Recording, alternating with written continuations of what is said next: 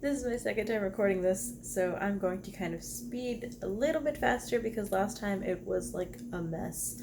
So, yeah, today, if you couldn't tell by the title, it is going to be what I read in July. I read a total of 8 books this month, which is like heckin' good, because the last 2 months I didn't read crap. So, let's talk about what I read this month. A lot of these books, like 5 of these books were actually read on my iPad. So I don't have physical copies of them, so we're just gonna imagine that I have them because I'm not fancy and can't insert pictures anywhere because I'm a trash panda. Um, so let's talk about those. We'll start with the lowest rated books this month. If you watched my vlog, the weekend vlog that I just posted, I think it was posted yesterday. I talked about these books and I have some notes here, so that's why I keep looking at over here. But I talked about this book and how I didn't like it, and that was The Past and Other Things That Should Stay Buried by Sean David Hutchinson. I like his writing. I loved The Apocalypse of Elena Mendoza. It was real good. I like that he writes very realistic things and then just throws like magic and mysticalness into those worlds. And I like the Latino representation that he has in his books because that's really good, and the LGBT representation he has in his books. Wow, I can't talk. That's always good. This book just missed the mark for me. It is about 2 friends or ex-best friends who one of them dies, and they are named Dino and July. July dies before they can resolve their friendship, and Dino happens to own a mortuary, or his family owns a mortuary, and while July's like dead, chilling there, as dead people do, she wakes up and she's still dead, but she's awake and moving, but she's slowly like rotting. It's super gross. Um, and this book was kind of gory. I mean, it's about a dead person. Like, it's gonna be gory. I hated July with every fiber of my being. She was rude, she was obnoxious, she was selfish, and that's coming from me because I'm a very selfish person. She was just awful. She was an awful person. She was stubborn in like the worst way, and she made a lot of comments towards Dino and his boyfriend, who was trans, and like it was just not good. Um, and like she got called out on her behavior, but he still wanted to be her friend, and she never really apologized. Like, she said I'm sorry a few times here and there, but it never was like I'm a trash person. The end. Like, she just sucked. She was the worst. Dino was a fucking doormat. I just didn't. It was bad. So that book, just no. It was just not good. I'm still gonna read more Sean David Hutchinson in the long run because I do love his writing, but this book just totally missed the mark for me. Because I was hoping for like an enemies but true friendship underneath there, and they didn't even seem like they actually had a friendship. So it just no. Also in the vlog I kept mispronouncing his name, so sorry about that, Sean. Um, and then let's talk about the other 2-star book I had this month. I had no 1-star books, so that's awesome. But this was a 2-star book, and this was Wicked Saints by Emily A. Duncan. This was an Owl Crate book. I think for like 2 or 3 months ago. I tried reading it 2 or 3 months ago, and I could not get through it. And I finally finished it this month. It was not good. Again, I talked about this in my vlog. This was about. I'm going to try and give you like the briefest, basest synopsis of this because honestly, I don't remember what this was about. I couldn't get through it. I could barely get through it. This was about a girl who, she's a mage, I think, and so she speaks to gods, and that's how she works her magic. And her kingdom basically is attacked, and she must travel to the rival kingdom to kill the king. Something like that. And but there she has to work with blood magic, and that's like highly against her kingdom. So it's about that. This book is like if you really like Dracula or the idea of Dracula, if you really like dark metal music and blood and guts and grossness, you think you would like this book. This book is just really boring. Like the cover is gorgeous, the inside is gorgeous. That's gorgeous. Okay, this is Let Them Fear Her, by the way, and the main character in this book is not a fearful person. Like there's no reason to fear her. She's useless. And she's not a strong female character. She falls in love with the bad guy for no apparent reason. Like usually whenever it's like a falling in love with a bad boy, whatever, it's because like he's cunning, like he's Cardan from The Cruel Prince, or literally anyone else. Jax from the Caraval series, but this guy was useless. He was nothing, and this book was just, it was so boring. The plot was so boring. The there way too much was happening, but it wasn't well developed. So, and the world building was really, really bad. There was no history. I had no attachment to any of the characters. So when they died or when things happened to them, I just didn't care. This book, not good. Gave it 2 out of 5 stars because it was something. It was coherent. Then for the 3 out of 5 star book, I read People Like Us by Dana Mayling. I don't know if that's how you say her name. I'm sorry. But that book, if you like Pretty Little Liars or One of Us is Lying, you would like the book. It's in the same vein. This book followed our main character, whose name escapes me right now, but whatever. Her and her friends are part of like the popular group at their school, and they are hanging out one night and they find a dead body. Then throughout this book, they're trying to figure out like how did the body die, because it looks like a suicide, but it may not have been. And the next day after they find the dead body, the main character gets an email from the supposed dead girl saying, hey, I know your secret. I'm gonna tell everybody your secret if you don't basically ruin your friends' lives. And so it's kind of about that. And so there's a lot of secrets, a lot of deception, a lot of like, ooh, murder, a lot of things like that. If you like Pretty Little Liars, if you like One of Us is Lying, if you like the teen drama-ness, you'll like this book. It was like a trashy fun read, but it wasn't my favorite. It was very forgettable. Like I said, I can't remember the main character's name, so it's not anything special. The ending was kind of bad because it was really fun, but the ending was just there was too many plot points that were just thrown at you. So it was like plot twist, plot twist, plot twist, plot twist, that it kind of seemed like it was just for shock value, and so that was just meh. And there was one plot twist in there that really didn't make sense, and it had nothing to do with the story, but okay. That, I guess. So yeah, I gave it 3 out of 5 stars because I did enjoy it while I was reading it, but it's not gonna stick with me. So then the other 3 out of 5 star book, do I have another one? I don't have another one. Cool. Okay. So then the 4 out of 5 star books, I had Much Ado About Mean Girls by Ian Dulsher. I think that's how you say his name. This book again was a library copy, so I don't have a physical copy of it. It's very simple. It is Mean Girls as written by Shakespeare. It was fun. There were a lot of Shakespearean references in there, aside from just like, like the Shakespeare words. There was a lot of like references to some of Shakespeare's other works. I really enjoyed it. I mean, it did what it came to do, so I gave it 4 out of 5 stars. If you like Mean Girls, if you like Shakespeare, you'll love this. And I, even on my Instagram, I think I posted a few pictures of the pages because it's so funny. Which, by the way, if you don't follow me on Instagram, it's down below. It's at Rainy Days. Do it. So yeah, I gave it 4 out of 5 stars. It was fun. It did what it came to do. Then I also read The Hellbound Heart by Clive Barker. This is the first Clive Barker novel I've ever read. If you don't know who Clive Barker is, he wrote the Hellraiser series, which is one of my favorite series of all time.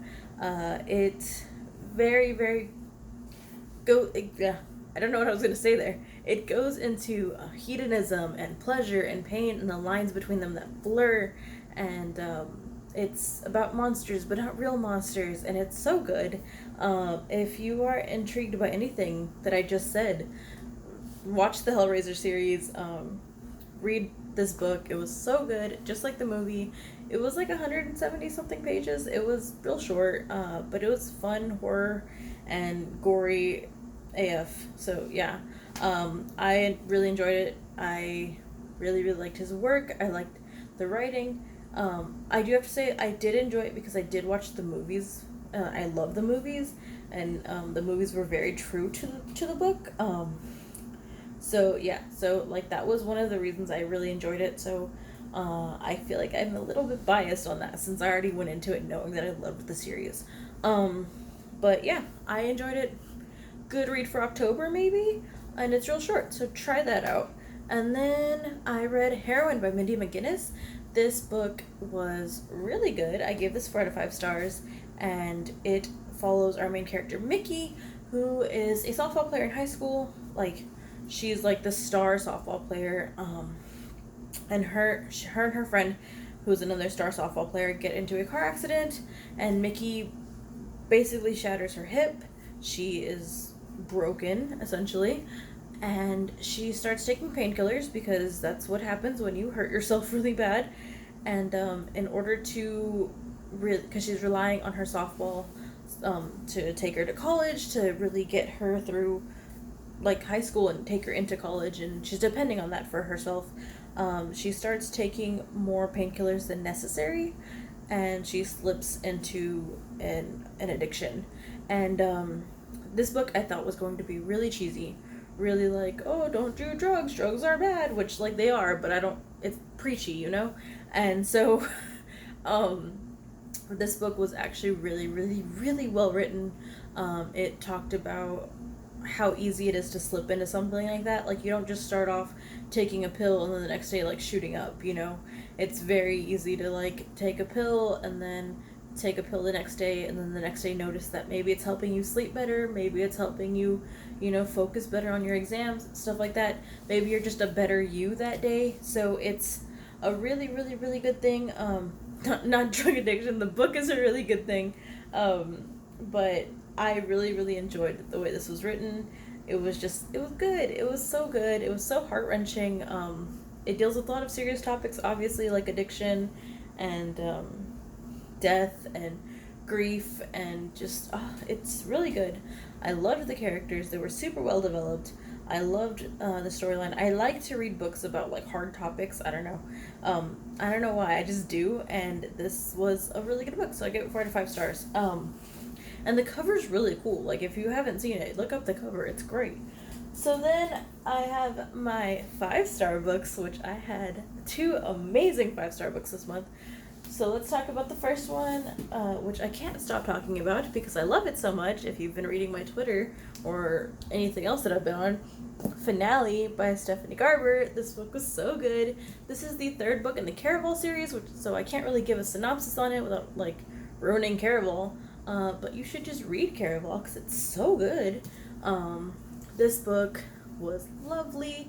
This is my Barnes & Noble edition. I'm super salty because look at the sticker that it ruined. I'll have to like remove it, but it's gonna take time.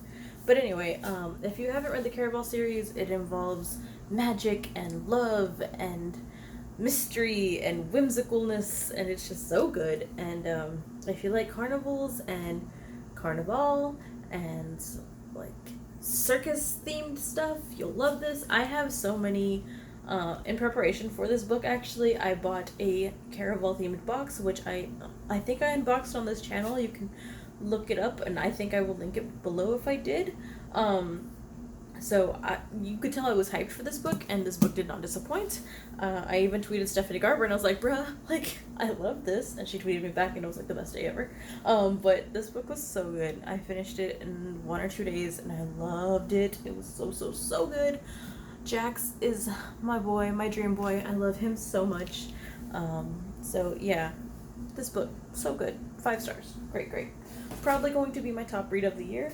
But it is currently the top read of, it's top read of the year, but it's racing against this one, Spin the Dawn. This is the other 5-star book. This is also maybe another top read of the year. As of right now, they're both my number one books of this year, which is crazy. since I usually have like a clear front runner, but these are both so amazing. This is Spin the Dawn by Elizabeth Lim. Both this one, Wicked Saints, and then the next book I'm going to talk about were Alcrate books. This was the most recent Alcrate book, I believe. This book was so good. This follows our main character Maya, who is a seamstress. She works under her father, and he's getting older. Her mother has passed away. Her brothers have fought in the war, and 2 out of the 3 of them have died. 1 came back, and he's unable to walk. And the father gets commissioned, I don't know the word, by the emperor to come and work for him as the tailor, and as the official tailor. But he's old and sick, and to be fair, Maya's way better than him or anybody else in the family. She's probably the best in the land, but because she's a woman, they're not going to allow her to work there. So Maya pulls a Mulan and decides she's going to go not undercover, but she's going to dress up like her brother and go and compete in this competition, because it's a competition to be the palace tailor. And so the first half of this book is all like Project Runway meets Mulan. It's so good. Then you get to the second half of this book, and it's an adventure, and Maya has to go on this journey and face these 3 trials, and she has to go with the Lord Enchanter, Eden, and oh my god, Eden is the best. Between Eden and Jax, like, I had my fill of YA book boys. I love them so much. So Eden is probably the best character. I love him so much. Maya is so badass. Like, I love her. She's amazing. She's so cool. She has magic scissors. Like, things are cool. I adored this book so much. You have to read this. This is part of a duology, the Blood of Stars duology. I cannot wait for the second book to come out, and the second book is called Unravel the Dusk. I cannot wait. It's going to be amazing. Again, as this was an Alcrate exclusive, I think I showed this in the vlog, but it came with this little thing, which is not a sticker. I thought it was, but it's not. But it doesn't matter. I'm going to hang it up. And then this letter from the author. And of course, as with all Alcrates, it is heckin' signed. And there's a map in it. And yeah, it's a signed book. And I'm excited because I love this book. It is just so good. It's Asian-inspired fairy tale. I mean, come on. How can you say no to that? Maya's amazing. Eden's amazing. The love story's amazing. It's great. And then, last but not least, I'm going to talk about the book I'm currently reading, because it is not the end of July yet, but I'm not going to finish this book by the time August comes around in 2 days. I guarantee it, because it is fantasy, and I have a hard time reading fantasy fast. I spend a lot of time rereading passages because my mind tends to drift a little bit.